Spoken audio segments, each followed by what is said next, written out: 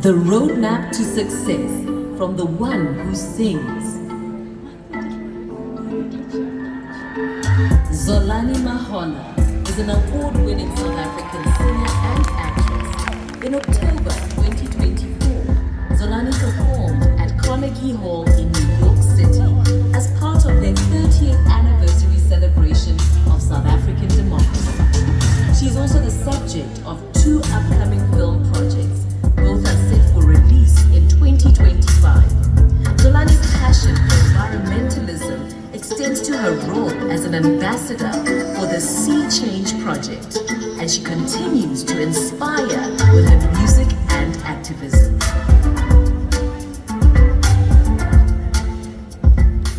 Good afternoon, everyone. Hello. Hello. My name is Zolani Mahola, and I'm so happy to be here this afternoon with all of you to share my story, but also to share the story of us, because our individual story, of course, matters, but so does our collective one. In my last year of high school, I was working at a bulk retail store called Macro, and I was working as a switchboard operator. I never could have imagined that 10 years later, I would co-write and sing the most successful World Cup song of all time, Waka Waka. And I'd love to do a small rendition of it here for you today. You're a good soldier, choosing your battles. Pick yourself up, dust yourself off, get back in the saddle. You're right on the front line, and everyone's watching. We're getting closer, it's getting serious, this isn't over. Oh, the pressure's on, you feel it, but you got it all. Believe it, when you forget up, oh, oh. If you forget up, eh, eh. It's time for Africa.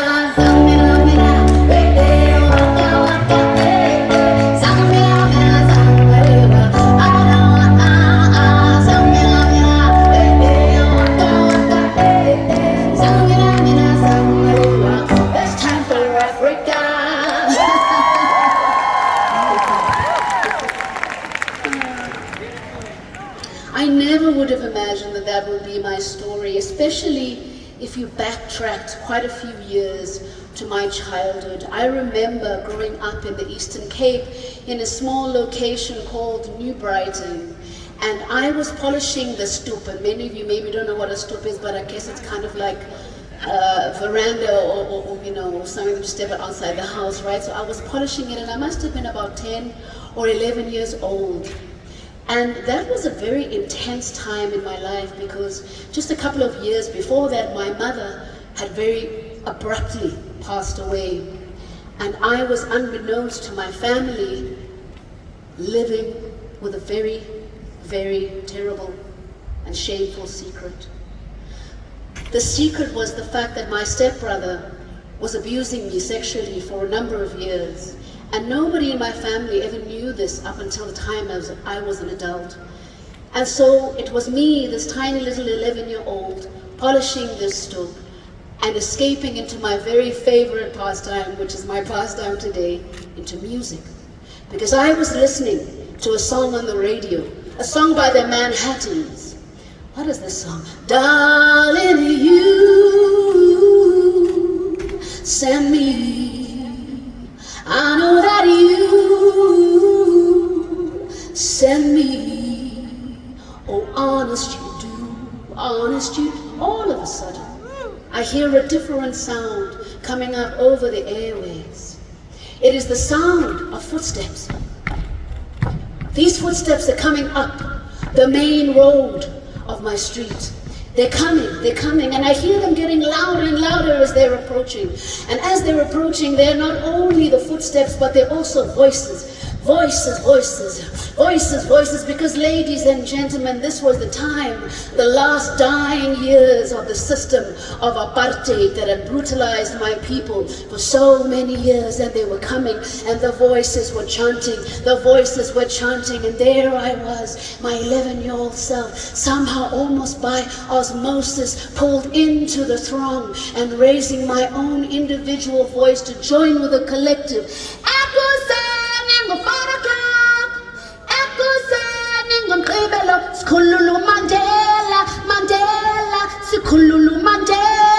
In the morning at 4 o'clock, we are going to be free Mandela. I did not know who this Mandela was, but such was the power of that collective movement of being a part of that body, that unit, that union, that I could not but be in and amongst it. 5 years later, who knew that the story of this country of ours would come to change, and this very Mandela would become not a terrorist any longer in his country, but the first democratically elected president of South Africa. Did you hear the news on the radio today? People have agreed to give their love away. I can't wait to be there in line.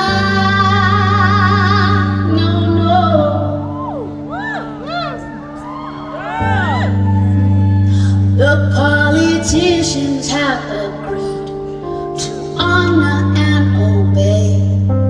They'll come down and listen to what the people say. I can't wait to be there in line.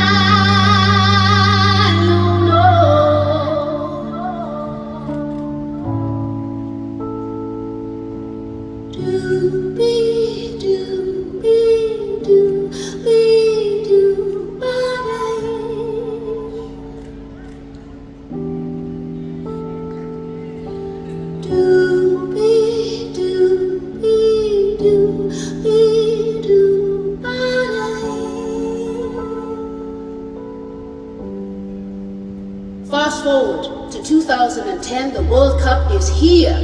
All the naysayers have been proved wrong. Everyone who said we could not pull it off, South Africa will never pull it off. A World Cup in Africa, what?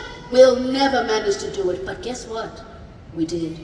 And there was little Zolani, not so little anymore, but there I was singing this World Cup song, this anthem that had come all the way from West Africa, from Cameroon. It traveled all the way around our wonderful continent and was somehow here amongst us in 2010, and we were singing it with this Colombian superstar, Shakira. And it should have been the highlight of my life. But there I was in the bowels of Orlando Stadium, hearing the crowds, hearing the vuvuzelas, hearing the crowds, and feeling so small. In that moment, I didn't feel that this was the pinnacle of my career. In that moment, there was a collision of an old story and a new one. That old story, that one of a lack of worth, that one of a lack of value, that I had interpreted from the actions of my stepbrother, from the loss of my mother. They were fighting right there in that arena, in that basement, until I had to make a decision to shake off this old story. And I'm proud to tell you that I went up. I left that basement, I went up and I stood in the center with Shakira, and there she was shaking her thing, and there I was shaking my thing, and we were singing, Zamina, mina, eh, eh, waka, waka, you remember, come on, Zamina, mina, Zamina, Zamina, mina, eh, eh, waka, waka, eh, eh, Zamina, mina, Zamina, it's time for Africa.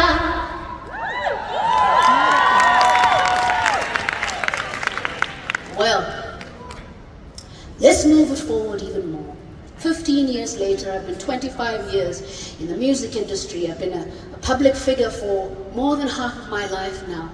I've gone all over the world being able to use my voice and use my gifts to spread a message of unity, to spread a message of love. I find myself looking at our world today. I look at our continent. I look at our country, South Africa. I look at our world.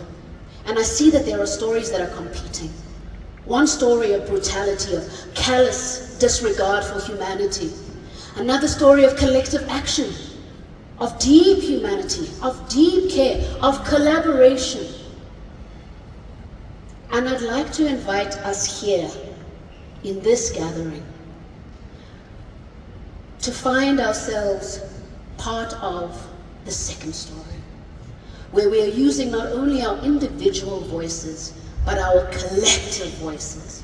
We are using them to amplify a story that will live in the hearts and in the minds of generations that have not yet been born. They say that the best way to predict the future is to create it, no? Powerful people in this room. Powerful people who have had so much to overcome yourselves. And perhaps like me, sometimes you have that little vulnerable moment of that little, oh, what's that? Oh, not me, no. You. Not only you though, all of us. We all have the power to come together and choose that vision we want for our continent and for our world. A world where there is safety, a world where there is common humanity, and a world that is safe for not only our children, but for the children of our world. In closing, I'd like to share a song that has not yet been released. It is a song called When You Step Up.